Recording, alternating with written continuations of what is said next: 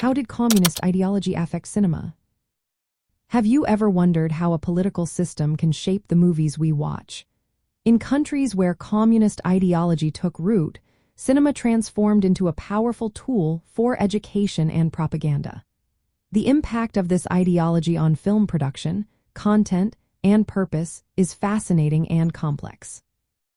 In communist nations, cinema was not just about entertainment. It served a greater purpose, to promote the ideals of the working class and the socialist state. Governments took control of film production, distribution, and exhibition. This ensured that every film aligned with communist principles. Take the Soviet Union, for instance. It was the first major communist state, and cinema was nationalized. The government expected films to be masterpieces that promoted communist ideas. This meant that movies had to showcase heroic workers and celebrate socialist achievements. The style known as Socialist Realism became the official artistic doctrine. It focused on clear and optimistic narratives that inspired the masses to build socialism. Avant-garde and experimental films were often suppressed. They were viewed as inaccessible or ideologically suspect. Notable filmmakers like Sergei Eisenstein initially experimented with innovative techniques but later conformed to socialist realism due to political pressure.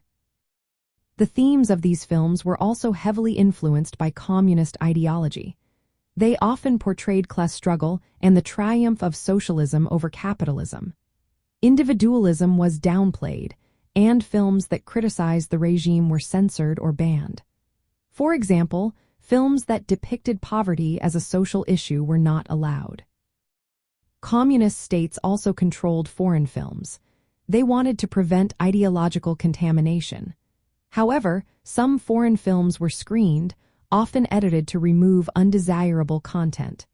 This was done to generate revenue or keep cinema operations running. Beyond the Soviet Union, countries like China, Cuba, and North Korea used cinema similarly. Filmmakers were expected to create works that supported socialist construction and anti-imperialist struggles. Interestingly, in the United States, communist ideology influenced some filmmakers during the 1930s and 1940s. They tried to incorporate leftist ideas into their work. However, this led to political backlash and the Hollywood blacklist during the Cold War. Many suspected communists were barred from working in the industry.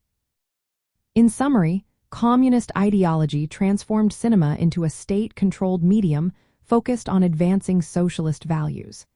It imposed thematic and stylistic constraints to ensure films served political and social goals.